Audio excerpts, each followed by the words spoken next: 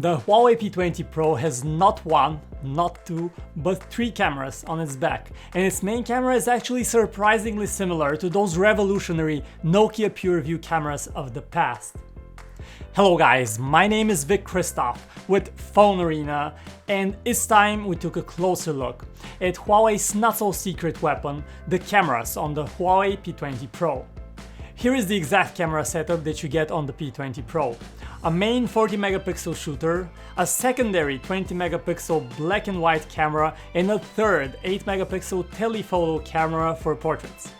That main 40 megapixel camera also happens to have a super big sensor at 1 to 1.7 inches of a size, nearly twice as big as your typical smartphone camera, and bigger usually means better in the camera game. While the main camera is 40 megapixels, the phone defaults to shooting in 10 megapixels. Now this way it combines 4 pixels into 1 to get better results, and while you can go into settings and change it and shoot in the full 40 megapixels, we actually recommend sticking with the default 10 megapixel option as you get better images with it. Here are a few day shots, and here's how they compare against the three big rivals in the camera space: the iPhone X, the Google Pixel 2 XL, and the Samsung Galaxy S9 Plus. Notice that photos from the P20 Pro are noticeably over-sharpened. It's not a great look, and those with a trained eye will easily notice this. And we just don't get it, why Huawei does it when it has so much detail anyway.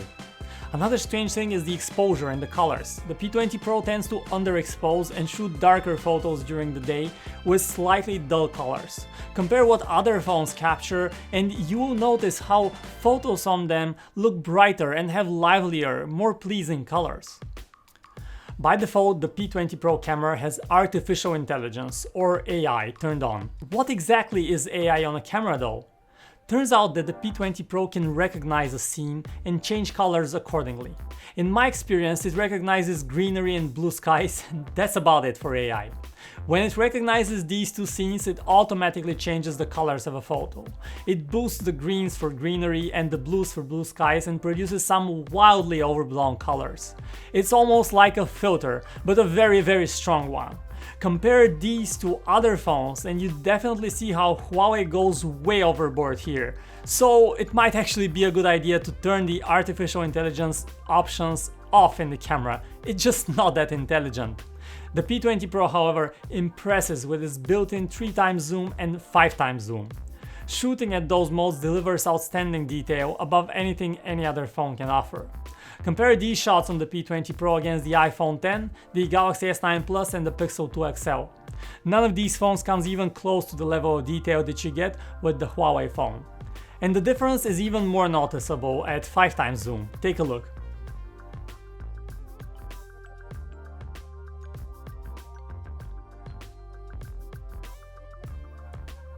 But where the P20 Pro camera really shines is at night. The big sensor makes a big difference and images turn out excellent. There is a special night mode that works by the camera taking 4 or 5 shots and combining them into one final shot that looks great. Compare these shots on the P20 Pro against the iPhone X, the Galaxy S9 and the Pixel 2 XL and notice the difference in dynamic range. Quite stark, isn't it?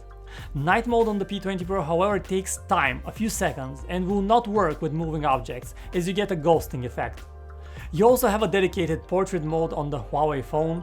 Switch to portrait mode in the camera to use it, or simply use the even more suitable aperture mode, where you can select a super wide depth of field or a narrow depth of field, and you can have a lot of bokeh. Okay, here's how the photos look. You see those lush saturated colors and a very nice bokeh simulation? We like what we see, even though it looks a bit fake. Next up, the selfie camera. It takes good looking pictures with plenty of detail and they look sharp. Just make sure to disable the annoying beauty mode that turns your skin into a mess. Well, you may like it, but just try it first. You also get portrait mode to blur the background and create more artistic portraits using the selfie camera. This is a neat option that we indeed used a lot.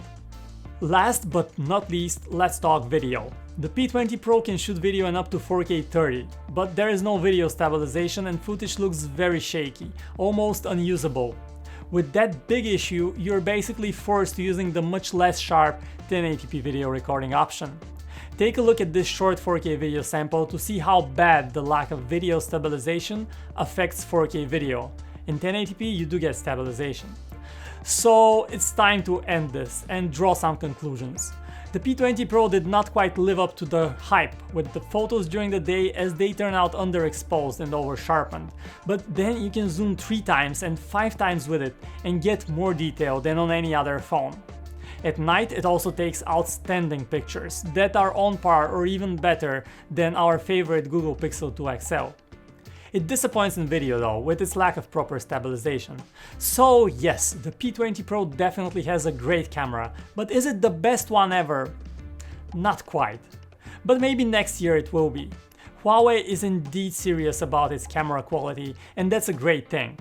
So this rounds up our quick review of the camera on the Huawei P20 Pro. Thanks for watching this video, hit that thumbs button if you enjoyed watching it, subscribe to our channel for more videos, and I will see you in the next one.